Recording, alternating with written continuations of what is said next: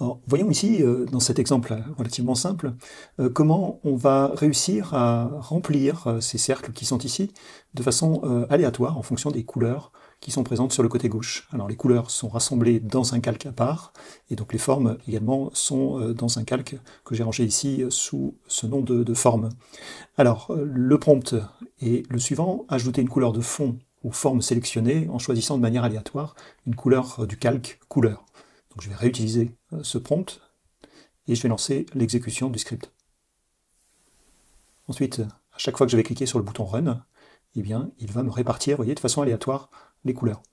Alors je vais rajouter maintenant un critère supplémentaire qui est celui d'intégrer une probabilité qui est liée en fait à la largeur des couleurs de référence, des formes de référence.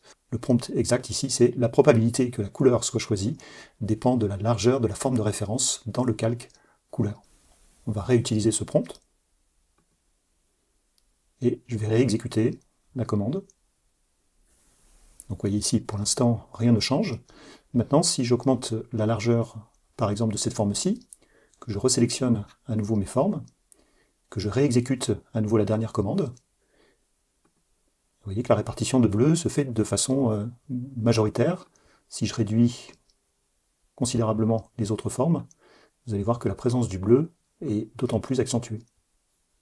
Je réexécute en ayant préalable, bien entendu, sélectionné mes formes, et je clique sur le bouton Run. Et vous voyez qu'ici, le bleu est prédominant.